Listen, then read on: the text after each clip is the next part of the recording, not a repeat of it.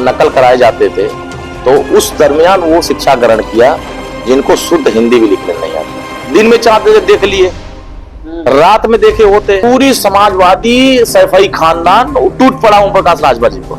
आखिर ये चिट्ठी की राज बताना क्यों नहीं चाहते? इसमें घोटालों का जिक्र जब हुआ, FIR CBI ने किया, तो अखिलेश जी का नाम कैसे आ रहा है, उनके बेटे का नाम कैसे आ रहा है? अमित शाह जी के भी दफ्तर में बैठा हुआ है। अब देखिए, ये राज की बात है। समाजवादी पार्टी के नेताओं को राजभर का सपना आ रहा है, राजभर चालीसा पढ़ रहे हैं, इसीलिए दिन रात राजभर नजर आ रहा है। योगी आदित्यनाथ जी ये कर रहे हैं, वो कर रहे हैं, ऐसे कर रहे हैं, और फिर शाम को योगी जी देखिएगा, ध्यान रखिएगा, हमारा पूरा खंडन में मिलता है। मिश्रा जयंती पर बड़ा संदेश देने वाले हैं। 16 में रहता था, अरुण राजभर ने उसको 42 में उतार दिया। सरकार बनाए आजमगढ़ वाले। 2012 और 17 के बीच में सरकार किसकी थी? अमेरिका की। 5 साल का मौका मुझे दो, फिर 15 साल लूटा हूँ, फिर 5 साल लूटूंगा। तो दफ्ती ले लेंगे, उसी दफ्ती पर लिखा रहेगा PDA, और उसी को दिन रात पढ़ेंगे, निगाह लगाएंगे तो हमें वोट दिख जाएगा, तो वहां ये बोलना शुरू कर देते हैं। वहां जाने के लिए भी परेशान हो जाते हैं। समाजवादी पार्टी के नेता है, कहते हैं ब्राह्मण चोर है। अब वहां मीटिंग में जो बैठा था, यही सवाल उसने पूछ दिया। स्वर्गीय जनेश्वर मिश्रा जी की भी आत्मा अब रोएगी। समाजवाद में ब्राह्मण का सम्मान होता था, और इनके समाजवाद में ब्राह्मण को वैश्या बता करके अपमान किया जा रहा है। इस सृष्टि में सबसे सर्वोच्च कुर्सी पर, सबसे सर्वोच्च स्थान पर ब्राह्मण को माना जाता है। ज्ञानी बन रहे हैं ये लोग। नकली ज्ञान है क्या? ये सब नकली ज्ञान है। वो ज्यादा उछलो नहीं, सरकार उकार आ नहीं रही है। उनके ही परिवार के लोग नहीं चाह रहे हैं कि समाजवादी पार्टी रहे। उन्होंने कहा कि समाजवादी पार्टी में एक शकुनी है, उनका नाम है चश्मा। अखिलेश जी को ये पता चल गया है कि हमारे चाचा लग गए हैं, क्योंकि एक बार हमने सलाह दिया था कि भैया AC से निकलिए। आज सरकारों में तांडव नहीं हो रहा, इसलिए वो बहुत परेशान है कि उत्तर प्रदेश जल क्यों नहीं रहा। 2027 विधानसभा चुनाव अभी भले दूर है, लेकिन भारतीय जनता पार्टी के सहयोगी दल सुहेल देव, भारतीय समाज पार्टी के अध्यक्ष और कैबिनेट मंत्री ओम प्रकाश राजभर रोज सुबह अखिलेश यादव के लिए और समाजवादी पार्टी के लिए एक मैसेज लिखते हैं, और उस मैसेज से उत्तर प्रदेश की सियासत में हड़कंप मच जाता है। ऐसा लगभग 1-1.5 महीने से होता आ रहा है। लेकिन इसी बीच समाजवादी पार्टी के एक प्रवक्ता ने ओम प्रकाश राजभर के छोटे बेटे और राष्ट्रीय प्रवक्ता अरुण राजभर को लेकर एक पोस्ट लिखी, जिससे सियासत और ज्यादा गर्म हो गई। हमारे साथ बात करने के लिए अरुण राजभर जी हैं। कब मुलाकात हुई आपके अखिलेश यादव जी से? कितने बजे गए थे आप? पड़ोसी हैं आप? समाजवादी पार्टी झूठ फैलाने में बहुत माहिर है, और जिस प्रवक्ता ने यह ट्वीट किया है उसको IT सेल द्वारा दिया गया, और वो भी पढ़ाई कहाँ किया है? समाजवादी पार्टी की सरकार जब थी, जब नकल कराए जाते थे, तो उस दरमियान वो शिक्षा ग्रहण किया जिनको शुद्ध हिंदी भी लिखने नहीं आती। अब जो उसने आरोप लगाया, मैं उस दिन आजमगढ़ जिले में था, और आजमगढ़ में समाजवादी पार्टी का उसी गढ़ में सफाया कर रहा था। बहुत ज्यादा लोगों के साथ हम बैठक कर रहे थे। रात 1 बजे तक, 1 बजे रात तक बैठक चली है। उस बैठक में लोगों ने यह संकल्प लिया है कि हम आजमगढ़ में भी परिवर्तन चाहते हैं। अब ये दिन में 4 बजे देख लिए, रात में देखे होते तो बात समझ में भी आती। बात यहां है कि उस बात को घुमाई गई, क्योंकि बात निकली थी समाजवादी पार्टी के टूट होने की, और उस बात को घुमा करके इधर लाई गई कि इस मुद्दे पर चर्चा न हो। सवाल ये, माननीय ओम प्रकाश राजभर ने सिर्फ एक सवाल का प्रतिक्रिया दिया था कि समाजवादी पार्टी के लोग सजग हो जाएं, नहीं तो समाजवादी पार्टी टूट जाएगी। सिर्फ सजगता हमने किया, अब पूरी समाजवादी सैफई खानदान टूट पड़ा ओम प्रकाश राजभर जी पर। सिर्फ गालियां, और इस स्तर तक गालियां कि जिस चिट्ठी की जिक्र हो रही है कि ये जा रहे हैं माननीय अमित शाह जी को चिट्ठी दे रहे हैं, और मुस्कुराते हुए ये आगे बढ़ रहे हैं।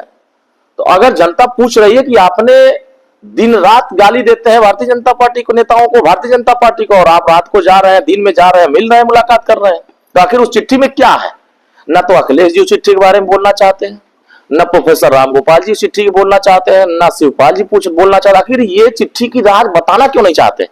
यही तो जनता जानना चाहती है कि इधर उधर की बात। पता तो चल गया ओम प्रकाश जी को, उन्होंने बता दिया गोमती रिवर फ्रंट, तो वही पता नहीं क्या क्या बता दिया। अब ये बातें अमित शाह जी ने इनसे बताया क्या? यही बातें तो वो लोग सच्चाई जान गए कि ये सच राजभर जी को कैसे पता चल गया, कैसे फाइल उनकी हवाले लग गई। इसमें घोटालों का जिक्र जब हुआ, एफआईआर सीबीआई ने किया, तो इसमें अखिलेश जी के चाचा लोग कैसे फंस रहे हैं, अखिलेश जी का नाम कैसे आ रहा है, उनके बेटे का नाम कैसे आ रहा है। गृह मंत्री जी ने खुद बताया, या फिर सुभाषपा का कोई कार्यकर्ता गृह मंत्रालय में भी अब अमित शाह जी के भी दफ्तर में बैठा हुआ है। अब देखिए ये राज की बात है। हाँ। ये राज की बात है, समाजवादी पार्टी के नेताओं को पता चल रहा है। हाँ।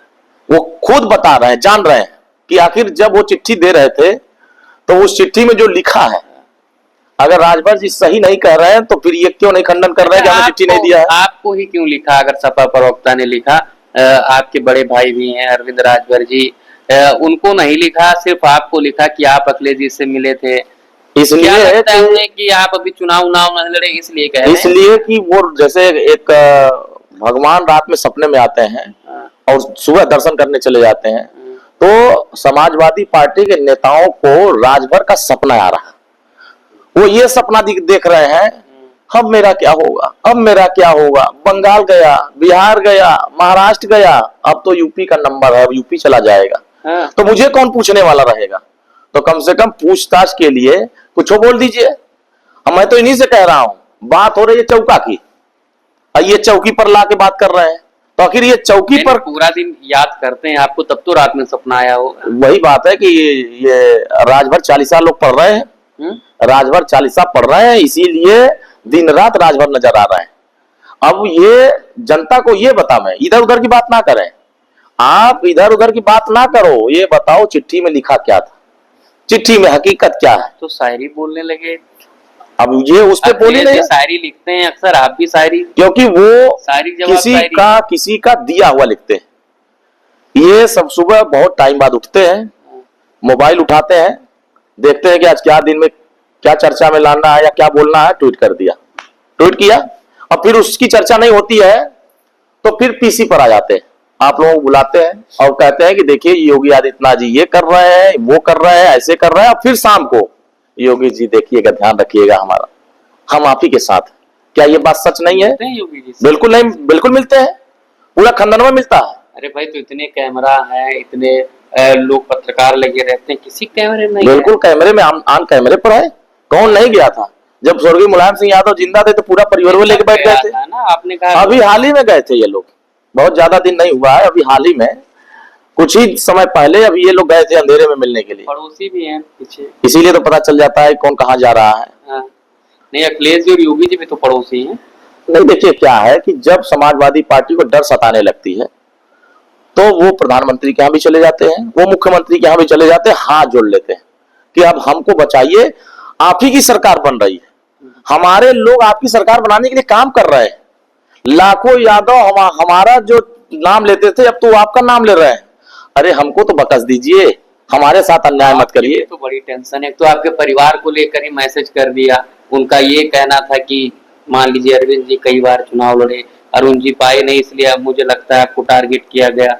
और दूसरा नंबर ये है, अतरौलिया में आप लोगों ने इतना बड़ा सम्मेलन किया था, 10, 12, 15 हजार ब्राह्मण बुलाए थे, बड़ी रैली की थी, और अखिलेश यादव जी ने तो बड़ा प्लान कर लिया, ब्राह्मण समाजों की बड़ी बैठक की है, मिश्रा जयंती पर बड़ा संदेश देने वाले हैं। देखिए बहुत बड़ा इनका संदेश ये है, जिस दिन हमने अतरौलिया आजमगढ़ में रैली किया उस दिन से समाजवादी पार्टी की दहशत 4 गुना बढ़ गई, और इतनी दहशत बढ़ गई, आजमगढ़ की नींव पूरी खोद, मैं बता दे रहा हूं, इतनी दहशत बढ़ गई कि इस गर्मी में एसी चलाई जाती है, 16 टेम्परेचर पर 17 पर चलाई जाती है, और बाहर का टेम्परेचर होता है 42-43 गर्मी का होता है।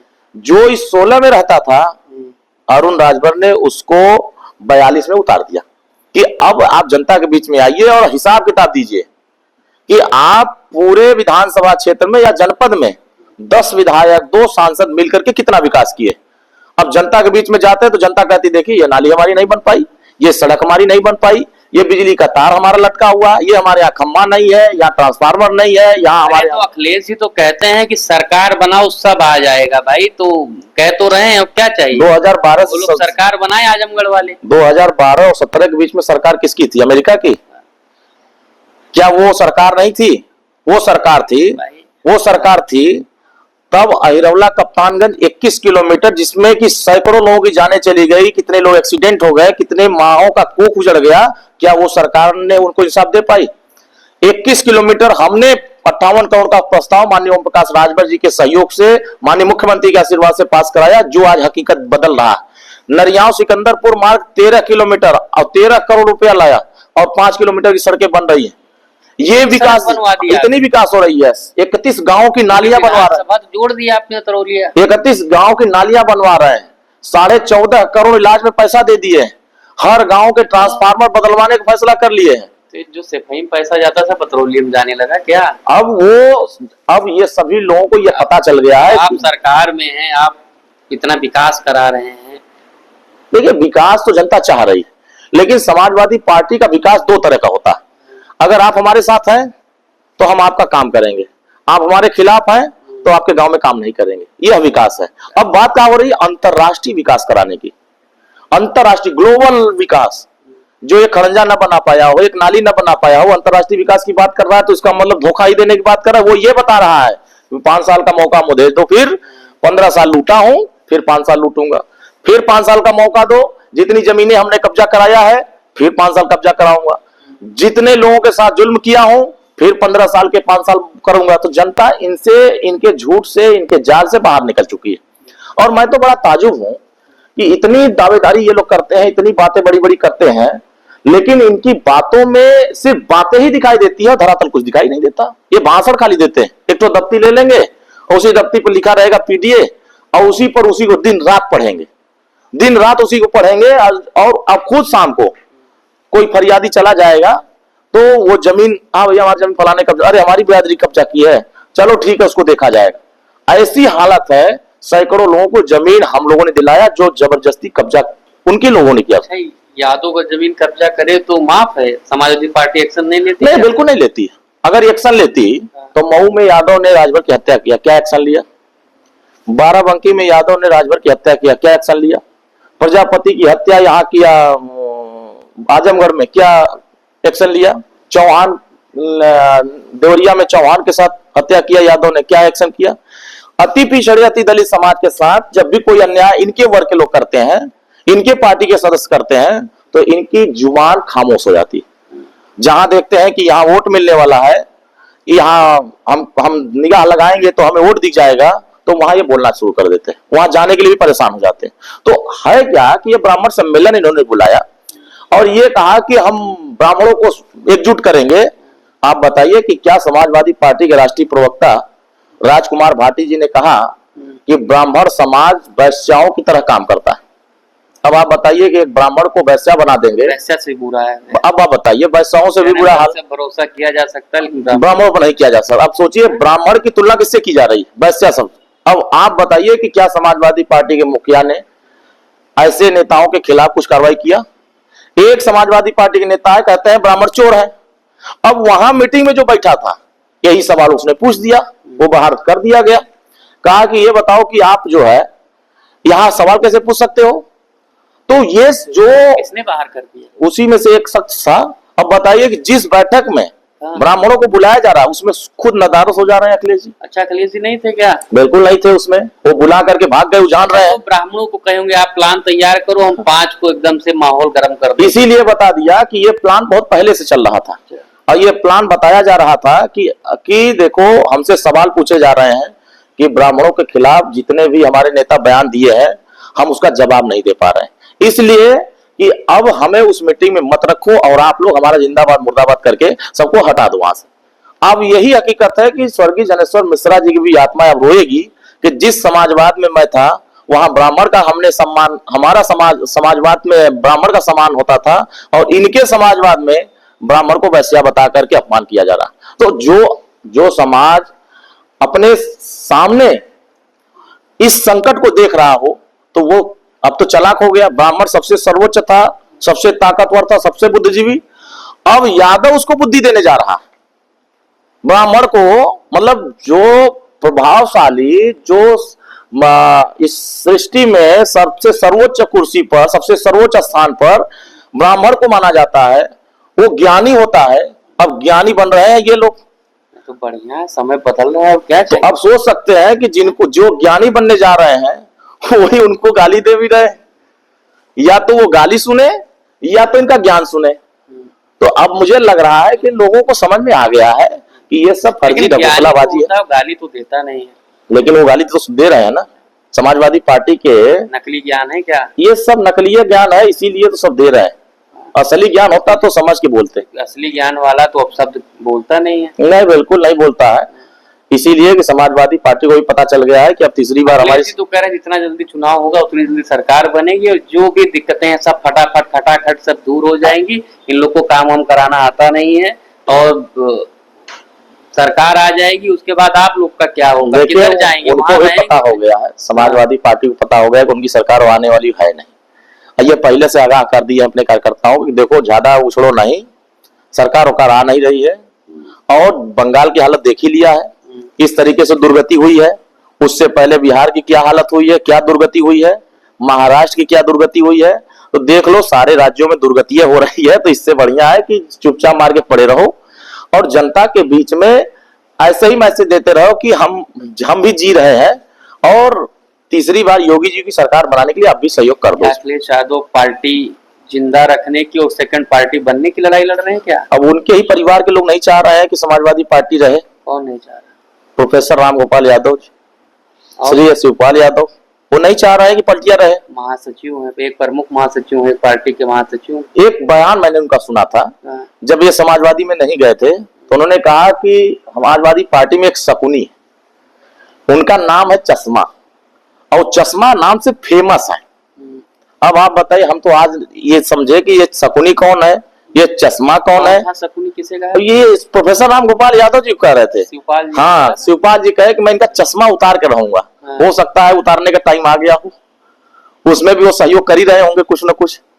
तो हमें लग रहा है कि समाजवादी पार्टी को ये मालूम हो गया है, अखिलेश जी को ये पता चल गया है कि हमारे चाचा लग गए हैं सब हमको हटाने के लिए, हमें बर्बाद करने के लिए। तो माननीय ओम प्रकाश राज ने तो सलाह दे दिया कि बचाइए अपने लोगों को। बड़ा प्रेम है आपको, लेकिन नहीं, हाँ, अब सलाह वाला दे देते हैं, बल्कि आपको तो अगर हमने सलाह दे दिया तो उनके अच्छे भले के लिए किया। अब वो भला ना सुने, उनको लगे कि हम बुरा कर रहे हैं, तो भाई अगर जिस दिन टूट के सब चले जाएंगे। ना रहे हम विपक्ष पर। नहीं, हम तो रणनीति है आप लोगों की। हम तो उनको सलाह दे रहे हैं, क्योंकि एक बार हमने सलाह दिया था कि भैया एसी से निकलिए, तो वो एसी से नहीं निकले, दुर्गति हो गई। अब उनको सलाह दिया गया तो एसी से थोड़ी से बाहर निकले तो ट्विटर पर आ गए, ट्विटर से थोड़ी सी बाहर निकले पीसी पर आ गए। अब इससे बाहर वो निकल ही नहीं रहे, तो हम क्या कर सकते हैं? इससे ज्यादा उनको क्या बताया जा सकता है? अब वो भी पता चल गया उनको कि तीसरी बार योगी जी सरकार में माननीय ओम प्रकाश राजभर वो तो कह रहे हैं कि ये विपक्ष वाले लोग हमें बेवकूफ समझ रहे हैं, मतलब ऐसी ऐसी सलाह दे रहे हैं। कह रहे हैं सड़क पर उतरो, अरे सड़क पर उतरेंगे हमारे कार्यकर्ताओं पर इतना मुकदमा पुलिस कर देगी, सरकार करवा देगी। तो हमें समझाए ना, जो समय आएगा उस हिसाब से हम करेंगे काम। देखिए, ये इनके कार्यकर्ता जिस तरीके की भाषा बोल रहे हैं, अभी रेजिमेंट की बात कोई कर रहा था उन्हीं के इलाके में और बल भर गाली दे रहा था योगी जी को, मोदी जी को। जिस भाषा का प्रयोग कर रहे हैं, अब उत्तर प्रदेश की जनता उस भाषा को सुनना नहीं चाहती। ये दंगा की भाषा सुनना चाहते हैं, उत्तर प्रदेश अमन चैन की भाषा सुनना चाहते हैं। उत्तर प्रदेश में जिस तरीके से उनकी सरकारों में तांडव होता था, आज सरकारों में तांडव नहीं हो रहा, इसलिए वो बहुत परेशान है कि उत्तर प्रदेश जल क्यों नहीं रहा। जलाने के लिए बयान दिए जाते हैं कि कम से कम उत्तर प्रदेश जले और योगी जी यहां से हटे, ये बयान इसलिए देते हैं। अब प्रदेश इस बात को समझ गया है कि यहाँ के किसान, व्यापारी, युवा, महिला सब ये मान चुके हैं कि सुरक्षा, सम्मान और न्याय योगी जी की सरकार में ही हमें सुरक्षित मिल सकता है, समाजवादी की सरकार में नहीं मिल सकता। तो सुना आपने हमारे साथ अरुण राजभर थे, जिन्होंने जो ट्विटर पे मैसेज चल रहा है कि अखिलेश यादव से मुलाकात की, उस पर भी अपना पक्ष रखा और इन्होंने बताया कि किस तरीके से समाजवादी पार्टी में एक बगावत का खेल होने वाला है। उसमें इन्होंने हालांकि प्रोफेसर राम गोपाल यादव का भी नाम लिया है और कई ऐसे मुद्दों पर इनसे चर्चा हुई।